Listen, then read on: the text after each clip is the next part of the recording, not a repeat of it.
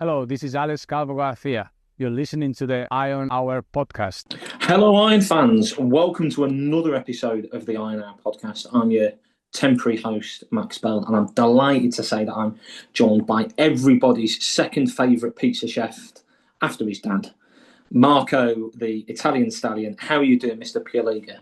Yeah, not too bad at all. Some intro, to be fair. I think I put a happy birthday message for my dad. And I think it got more likes and interaction than any post I put about pizzas any time. So yeah, I wish it was his birthday more often and get some more customers. But no, happy to be here. And I'm not at the game on Saturday, but still hoping we can turn around what felt like a defeat midweek and turn into something positive. Absolutely. Very, very, very wise words. Before we get on to what is going to be another action-packed episode of the Iron Hour podcast, just want to give a shout out to our sponsors. Thanks very much to Best Blanks Wholesale, to Hole in the Wand, to No Film, and to AC Videography and Filmography. Obviously, with the Iron having played so many games on Saturday, Tuesday, Saturday, Wednesday, we've really been trying to pod as often as we possibly can. So we are very, very grateful for the support of the sponsors, without whom we really wouldn't be able to do this. So yeah, thank you very much to everyone for their support. Thank you as well to everyone who sent us questions on social media. We will get through them in the podcast today, we promise. So, Marco, you mentioned there in your intro that midweek, so the draw away at Eastleigh felt like a defeat. Tell me more.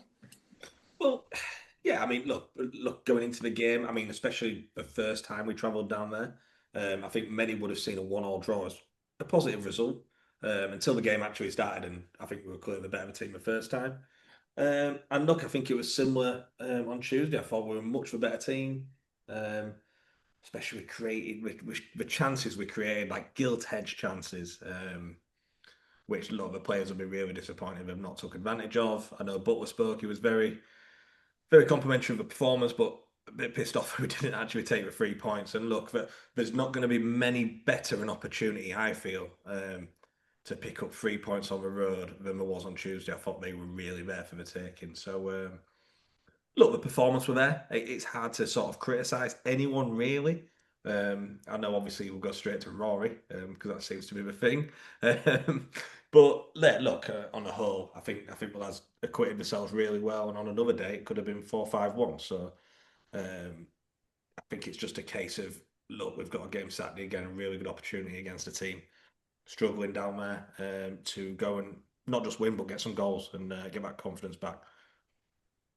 Well, you mentioned Rory Watson. I think we've got a question that talks about some of the goals we conceded later on in the pod. So we'll talk about that later. But you also mentioned there in terms of not taking some of the chances we've created. So two questions really on that. The first on Alfie Beeston at 1-0. I mean, I was one of the 101 Iron supporters, but behind the goal and in the corner at Eastleigh. If he scores that 1-1 to make it 2-0, we go on to win that game, don't we? Yeah, and look, that's the chance that stands out, I think. Again, you mentioned the 101 travelling fans, massive respect. It's a long way for the second time in not so long time. So yeah, massive credit. And yeah, it's a shame we didn't get a win. But yeah, like I said, that Beaston one's one that stands out. I think he's almost sort of got, they're the worst way. You've got too much time. You can overthink it when you're running towards the goal. Definitely. Am I going to dink it or am I going to put it? And I think, look, Beaston's not a striker. He certainly can be. But still, he's one of them players you would back scoring in that situation. And I think it's just a case of he's had too much time to actually think about the finish and he's sort of done all in one. And look, it's an okay save. But yeah, that was a really good chance. But there's a lot that stands out, and look, that's not Beaston's fault. It'll happen to most players every week, especially with the team we've got at the minute. We're creating lots of chances. We're going to miss them too. But yeah, it was really disappointing because it was a well worked move as well. Yeah, absolutely. And then just another couple of incidents in the second half. I think a tale of two penalties, really. The one which was given towards us for a push on Bellahune from an in-swinging corner to the back post. What were your thoughts on that incident? At the time, I was quite bemused because on the stream you don't get replays. of penalty incidents, so it just looked a bit of a mess. And obviously, it looked like he'd been dragged down. It had happened previously before that as well, where you thought he'd maybe win a penalty. So yeah, looking at the replays of the match highlights, I'd say it's probably fair. We're in a rich vein of form at winning penalties at the minute, which is an unusual position for us to be in. yeah, especially look. I mean, pre. I can't think of a home game where Cal missed it and then got the rebound. Oh, Boreham Wood. Boreham Wood. No, was it Boreham Wood? Yeah, it was. Yeah. Yes. When we got that penalty, I was unsure who was That, going. for the record, that of all the appeals we've had this season, that was stonewall. Like Yeah. none of the Boreham Wood players complained about that. Yeah, but regarding actually the taking of penalties at that point, obviously Whitehall weren't on the pitch either. Yeah. They seemed to quite like the fact that Lawrence was taking it and knew exactly where he was, which seemed to be a little bit strange. But no, since then, look, I know we've got a good record of winning them, but touch wood, we've actually got a good record of converting them. So yeah, we're good to see us win another penalty. And yeah, regarding theirs, I think would I be annoyed if it was against us? Yeah, I think possibly so. But obviously it was at the other end to you, wasn't it? So I don't know what sort of view you had. Yeah, I mean, not a great one. I think there was an appeal from the Eastleigh fans behind the other goal, not so much behind the goal where we were. I mean, at the time live, there weren't really any appeals for the penalty we did get from the Scunny fans. But I think as football supporters nowadays, especially without VAR, we are just resigned to defenders getting away with pushing and shoving and holding at set pieces. Luckily, I do want to give a big shout out to Ben Maidman, though, who A, was kind enough to give me a lift in the car, but also B, do check out his videos on TikTok if you haven't already. He got it on camera, actually, and you could see that JB was pushed from behind. He may be, I don't know, sometimes on video it's hard to tell how hard somebody is pushed, but there was definitely a little bit of contact there. And look, I'm a big believer in if you play stupid games, you win stupid prizes. Although what I would say actually is then obviously later on in the second half, there was another Scunthorpe penalty appeal and he was booked for diving. The opinion at the time in the away end was that he thought actually that was more of a penalty than the one we got. Yeah. So you do see it sometimes, don't you, where if there's two penalties that are maybe 50-50, I don't know, you maybe you get one and you don't get the other. So it's just one of them things sometimes, isn't it? Yeah, 100%. And I mean, a good example of that was the penalty where we actually won at Boston. There was a foul from one of their players on the edge of a box as we were breaking on the counter, and it was absolutely a second yellow card. And I said, and even the commentators on the channel actually says, if we hadn't have just got that penalty, you're looking at a red card there. So I think that definitely does come into the referee's mind. With this, it's not very often you win two penalties so close in succession. So I would have been surprised to see that given, but like you said at the time, it did look like a foul, but obviously is deemed to be a dive. So very fair, very fair. I think that's probably just about a review of the Eastleigh game. I don't want us to go into too much detail on this because I think it is linked to one of the questions, however. But obviously, another game we got in front, almost a carbon copy of the trip to Eastleigh first time round. We know that we didn't take the chances, but I then looked to Eastleigh's goal. Could we have prevented that? It's tough. I mean, it's hard to really see who's to blame. I feel like we just sort of got comfortable within the game. We were creating chances. We had a lot of the ball, and I mean, we are to blame because we didn't put the game to bed. Look, it's one of them. It's. I think it's very tough for Rory to get anything on that with it taking sort of. It's almost like a deflection where the ball's actually changed momentum. Well, so to be honest, I mean, I'm less interested in the finish, to be honest, because I actually think it was a really good finish. I'm thinking of the build-up play when their lad almost looked a bit Callum Rubbish, and he's got the ball in the edge of the box and he chops back the other way twice, get the ball wide, get the cross. Look, I'm a big believer that you defend as a unit, you defend as a bank of four and then another bank of 4 or 5. Structurally, how can we stop conceding goals like that more often? Look, Butler will be really annoyed at how we conceded that goal. Like you said, not just the finish. Like you said, there's nothing we can really do about that. I think it is a good goal.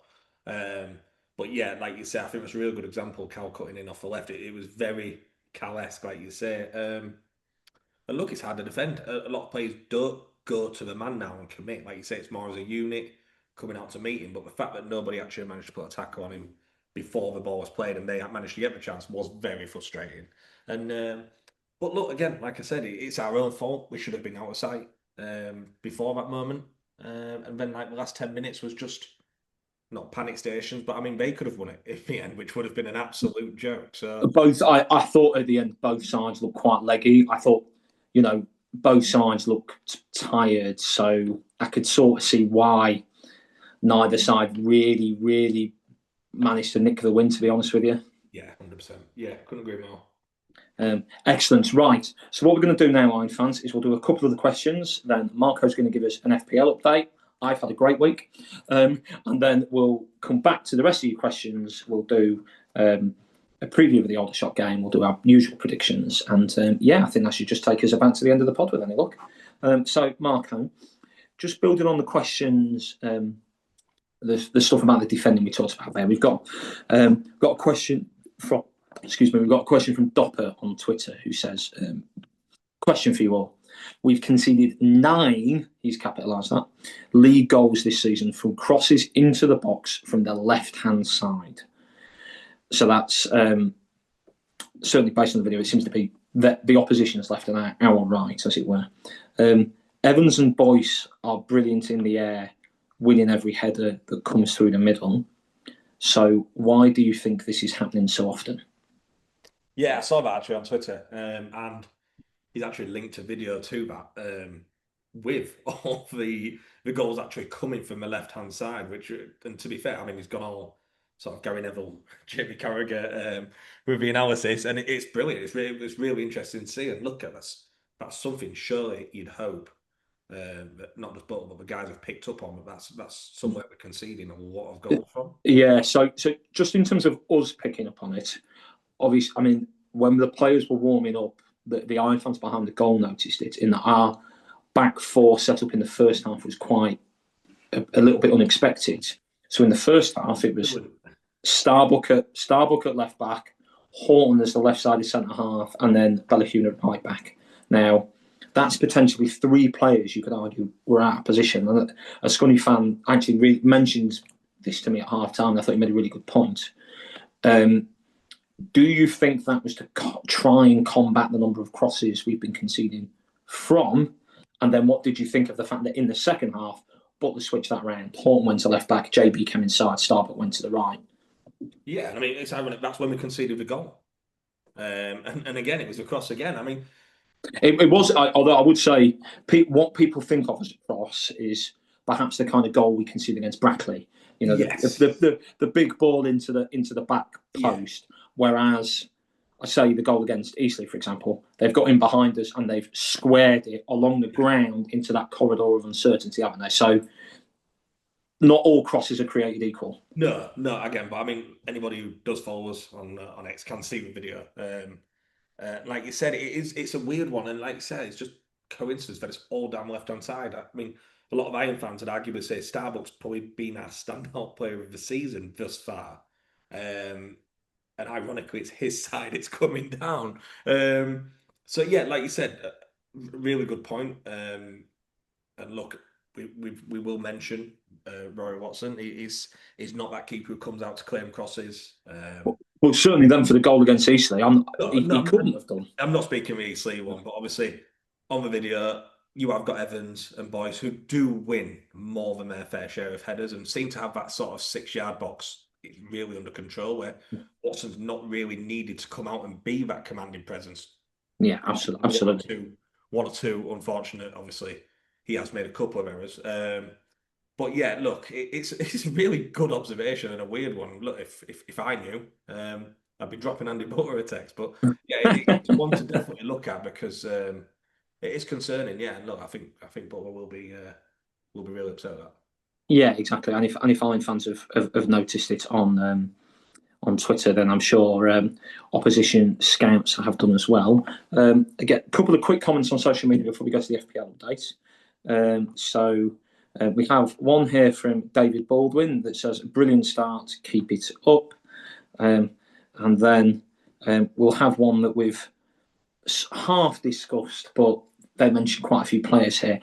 From Tom from Sapphire15 on Twitter, he says, "How worried are you about the fact we've not been taking our chances in the last few games? Whitehall and Roberts are regularly scoring, but not much from elsewhere. Howe not scored for a while, not much from Ewing and Rowley, brackets scoring wise, nothing from the defenders." What do you think of Tom's question there? Yeah, it depends how you look at it. I'd be more concerned if we weren't creating the chances. That's the big one. Absolutely. Look, but if you're doing the right things, playing the right way, the goals will come, and especially with the amount of firepower we've got in the squad at the minute. I mean, he's just mentioned a few. Obviously, Whitehall's, for me, and I think for his standards, probably had a rough couple of games the last few. And if anyone can listen to his interview on the other side, he's annoyed as anyone, but he's not actually on the score sheet the other day. So obviously, barring what do you call it? The penalty at Eastleigh. The only other name that I would throw in there that I do think we have missed over the last couple of games, I thought we missed him full stop against Boston, and then I think to the Beasting chance where if that had fallen to Sellers Fleming, that I think we win that game 2-0. So really big miss at the minute. I think you can see the quality. I don't know if on Tuesday it'd have been one of those that you'd bring on. Obviously, Carlton got a rare start. And I don't think it was that bad. I really don't think he did all that bad. Obviously, it was the finish in early doors. But energy-wise, I think it was sort of Howe-esque. He did a lot of running. And again, like you said, we mentioned how he started really hot, a really good goal-scoring record. So, yeah, like I said, I think if we weren't creating chances, I'd be more concerned with us missing them. But I think it will change. And like I say, Saturday's a really good opportunity to sort of put that voodoo to bed and get a few goals. Excellent. Right then, so this is a perfect opportunity for us to take a brief break from the questions. Marco, give us an FPL update. Yeah, so not just any FPL, it's Jordan. Thank you to the Georgian in Barton. They are now sponsors of FPL. It's been a good week. It's been a very mixed bag. So obviously you'll all be keen to know where we are in the table. So we've got Barra is leading the podcast guys at the minute, which is some comeback because he was bottom for a while, wasn't he? He was really down there. But I think he's probably learned that picking Sunderland players Barra this week probably isn't the way forward. I don't know. You've had a Sunderland player, had a great week. Barra this week. Mind you, Sunderland have been brilliant this season. So absolutely. Yeah. Becky's in second. Again, massive shout out to Becky. We've got Max in third. I had a good week this week. I cracked and used my wild card. It's paid off. You've overtaken me, who sits in fourth, and we've got the People's Princess bottom. Is Gareth. So yeah, really, still all to play for. There's not much in between us guys at all. Then we come to the actual serious guys, the guys that can play fantasy football. Mike Hickson still leads. Another really good. Iron Hour podcast charity game goalkeeper extraordinaire. It's still up there. It's still close to the top, so it's still all to play for. But yeah, massive well done for carrying on your good form. And then it's not a segment, but man of the weekend. Dan Cox scoring an absolutely huge 106 points. Can't argue with that, can you? Using his bench boost, which is ballsy considering the bench. It was Dubravka, Mukele from Sunderland, Esteve from Burnley, and Dewsbury Hall. And Dubravka got 9, Mukele got 17, Esteve got 8, and Dewsbury Hall got 2. So a big gamble. And he's paid off. I mean, that's 36 points from his bench. That's massive. Yeah, so massive shout out to Dan. You are the, I should say, player of the weekend now, not man of the weekend. But yeah, well done, well said. Yeah, really good weekend. So yeah, look, it's exciting. Still to play for. £100 bar tab at the George Inn. So who doesn't want that? The Scunny guys have dropped. I know Tyler Denton dropped to 16th. And the other guys weren't even to be seen. So a long way to go. Absolutely, lots to play for just yet. So I'm going to come back to the questions here for a bit before we preview the Aldershot game. I want to ask two together because I think they're linked. We've had a comment from Martin Bradley on Facebook who asks, do you agree that some people are being too negative towards Rory Watson? Because I certainly do. Yes, his distribution needs working on, but we have been spoiled for the last 2 seasons with Ross in goal. And that I think, in terms of the negativity, is linked to a question we got on Twitter from Lloyd, the excellent @LooneyLinksLloyd on Twitter, who asks, do you think the players read any of the comments from fans on social media? You'd hope not, especially as a goalkeeper. Look, you've got to be pretty thick-skinned. If you make a mistake, it normally results in a goal. So yeah, as a goalkeeper, I think you've got to be pretty thick-skinned anyway. Less so than a striker for missing a chance because he can make that right 2 minutes later. So yeah, I do think we'll read. A lot of players do obviously interact on social media and read comments, but look, I think they've been players a long time. You'd hope they're a bit longer in the tooth, and they can take it for what it is. It literally is just people behind a keyboard. Absolutely. And then just on Watson's distribution, I actually think, first of all, I think that's a really good point in terms of the quality of his distribution, particularly those passes with his feet over 40 and 50 yards. No matter what level we're at, Fitzsimmons is probably the best of that kind of goalkeeper I've ever seen at Scunthorpe.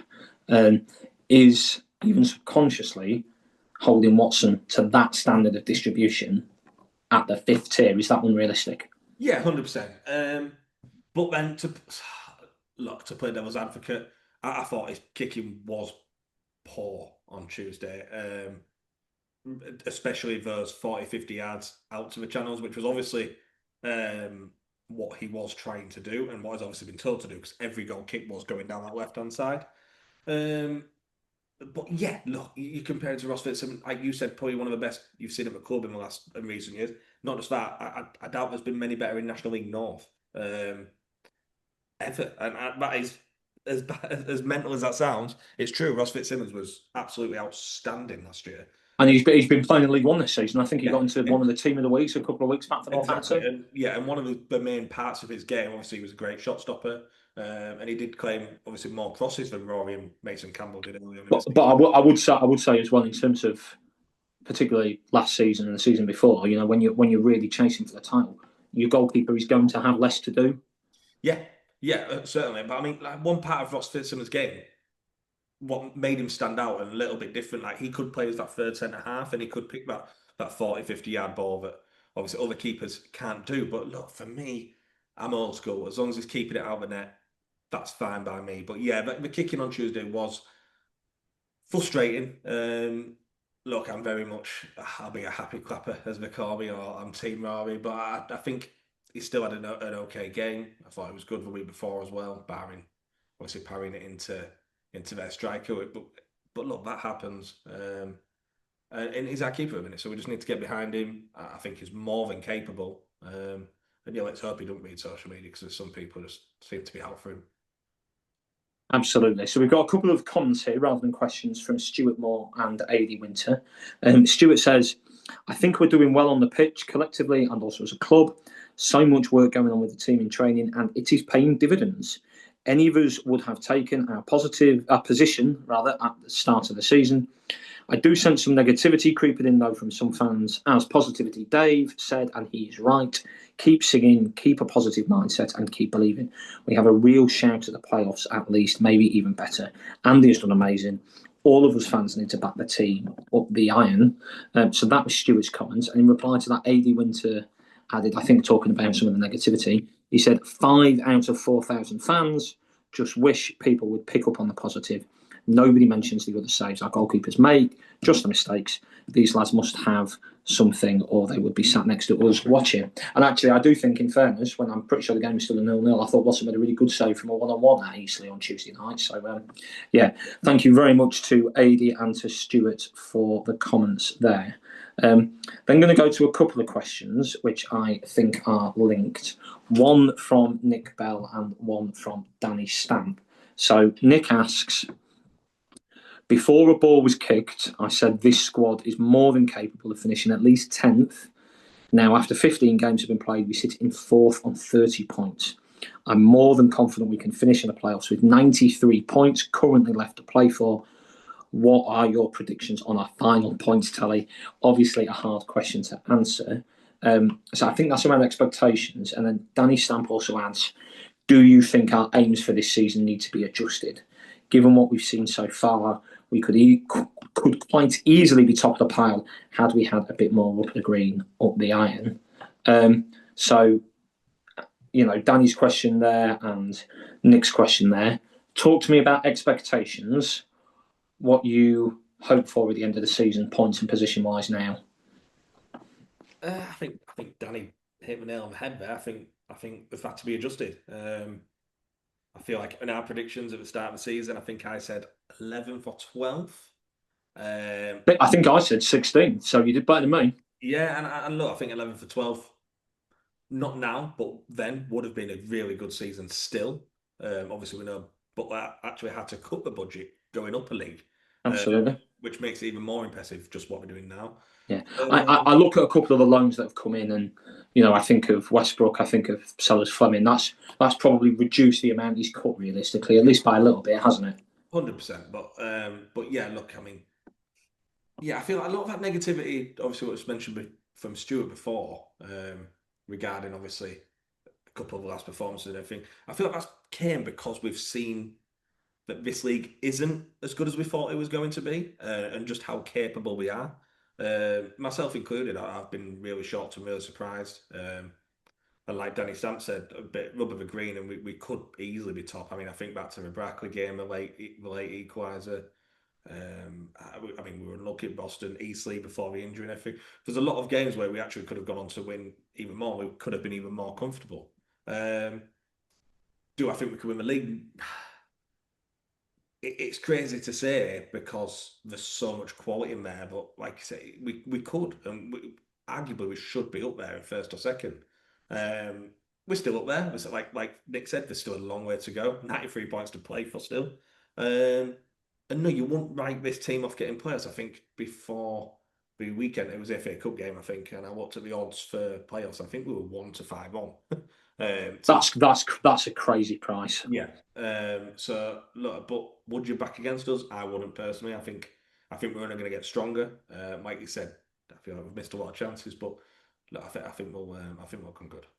So I think there's a couple of bits here, isn't there? I mean, so worth stating for any Iron fans listening and watching that after 15 games we are sat fourth with 30 points. So put your calculators down. That's exactly 2 points a game. With 8 wins, 6 draws, and a single defeat, which is the joint lowest in the league. We've scored twice as many as we've conceded. So we've scored 26 and we've conceded 13. Obviously, 1 win and 2 draws from our last 4 games. So it's Rochdale who are currently top of the pile with 33 points, although they do have 2 games in hand on 2nd, 3rd, 4th, and 5th. So, I look at Rochdale, I look at Boreham Wood, I look at Carlisle, I look at us, I look at Forest Green, I look at York. I could see it being 100 points to win the league this season. If you're saying that, look, current projections, etc., that 92 points would get you to finish 4th, which nearly a third of the way of the season is where we would finish at this rate. That's a lot. That's a real lot. So, look, you only need one of that top 6 to really put their foot down, and you are talking 100 points. And I don't care what league you're playing. That's a really, really difficult total to get. Rochdale looked really strong. Yeah, absolutely. They've won the other day playing attacking full overlapping centre halves in the National League, and I'm like, oh my god, what is coming? And on Rochdale's points, so they've won 11, drawn 1, and lost 2, and one of their 2 losses was away at Brackley on Bank Holiday Monday when they made 11 changes. So if I'm a Rochdale fan, I'm thinking we should be 4 points clear here. If we hadn't have done that, interesting anyway. One final point before we move back to the questions is, obviously, we're on 30 points. We're 15 games in, so nearly a third of the way through the season. It is worth pointing out that there is actually there's a bit of a gap already just outside the playoffs. So we're in 4th, but we are 11 points clear of 10th. Hartlepool are currently 10th on 19 points, and we've got a significantly better goal difference as well. So you can already see, I think, a little bit of a gap between arguably the top 9, and maybe with games in hand, maybe even the top 7, and the rest of the league. You know, there's could be a lot more twists and turns, I think, this season already, isn't there? So, yeah, 100%. I think it's starting to take, like you say, it's starting to take a little bit of shape. You just mentioned, obviously, Boreham Woods, Rochdale's, Forest Greens, and obviously York are going about their business quite quietly. I know they drew against Boreham Wood. But yeah, you'd think it's likely to be one of those teams, ourselves included. I think it's going to be a really high point scoring season. I think you're right. Yeah, absolutely. And then, right, one final question before we move on to a quick preview of the Aldershot game and give our usual predictions, sponsored by the SUFC Unity Group. Gary Fogg, and I'm sticking with Chizinski, so sorry if that's not right, Gary. He says, the general consensus is that we're exceeding expectations, but I feel we can do so much more. What do you think we honestly need to give us that edge? More strikers, better midfield, question mark. We're amiss in that final finishing touch. Thankfully, we keep grinding results out up the iron. And then he adds in brackets at the end of his question, Gary C is just fine, Max. So, there's that question from Gary C, Marco. That's brilliant. No, it's a really good question. I mentioned on my own social media this week as regards to what that missing thing is. I think we're just carrying a couple, 3 or 4 players that clearly don't fit in with Butler's plans. So you're thinking? I look at Mark Beck. Yeah. I look at Eze on loan from Bolton. Even though it's a player I like and I think has got a lot of quality, I think of, does the loan signing of Westbrook say that Butler doesn't have Brogan at the front of his plans? Yeah, I think so. And then obviously a player again I like, Chadwick, but we don't seem to be able to get him into a shape or a system. But is he a 10? I don't think he's fast enough to be a winger. I think then wide spaces are probably our strongest position at the minute, so I don't think he's getting there. So yeah, you'd possibly argue Chadwick, Eze, Beck, and possibly even Brogan. And obviously we've talked about the budget cuts compared to last season. Yeah. Those players combined, even just a couple of them, never mind the full list, it's not a small amount of money for us at this level, is it? Of course not. And obviously if we can get them playing elsewhere, even for themselves to play game time and potentially coming back in and coming into the squad in form, that'd be ideal. But if we offloaded them and bought 1 or 2 players that Butler seems to sort of take us to that next level, whether that be somebody else to compete with Danny Whitehall from, because obviously Dawson's sort of gone off the boil now, and not been playing as much as, I know he had a good patch of form. So whether that's a number 9-esque, or like you said, is it another centre half? Is it a fullback? Look. Yeah. So just to answer Gary's question on that exact point. So Gary specifically mentions missing chances, better midfield, and more strikers. I think, not to channel my inner Tony Pulis, however, I would actually probably look at the other end of the pitch. I think, we've kept 1 clean sheet so far this season. Look, don't get me wrong, there's not been any games really where we've been throwing goals away for fun. Was that a 0-0 win? All right, 1.5. I'm thinking of Truro. And that for me is still the singular big question mark I have between, look, so far this season, we're a third of the way through. If we play like we have so far, we will finish in the playoffs because the table doesn't lie. But if you offered me 7th right now at the end of the season, I'd take it. You're in the hat. Sides have gone up from there before. Just get yourself at the end of season party. But I then think, maybe what's the difference between us finishing sort of 5th, 6th, 7th, and then really being in the hunt for promotion? And right now, it's not winning games 1-0. Obviously, we did keep a clean sheet against Truro, but that was a 4-0. It's having to go to Sutton and score 3 goals to win the game. It's having 2 chances to keep a clean sheet away at Eastleigh and not managing it. It's the last-minute equaliser away at Brackley. Look, you play good sides, you are going to concede goals, but I look towards the bottom half of the table, who we should be playing some sides soon. I want to see clean sheets. I think you're spot on. And look, it's very strange, and it brings me back to obviously Doppler's comment on Twitter earlier on. Evans and Boyce, arguably two other, and obviously Starbuck as well, are arguably contenders for player of the season at the minute. So the fact that we are conceding sloppy, leaky goals, it is a big concern. Like you said, if that, whether that be a goalkeeper or whether that be, obviously we know Campbell's still not even making the bench, so we are heavily reliant on Rory. Look, I think it'll be getting looked at. Yeah, it's really tough, but like you said, I think we've got more than enough firepower to be going out and signing strikers at the minute.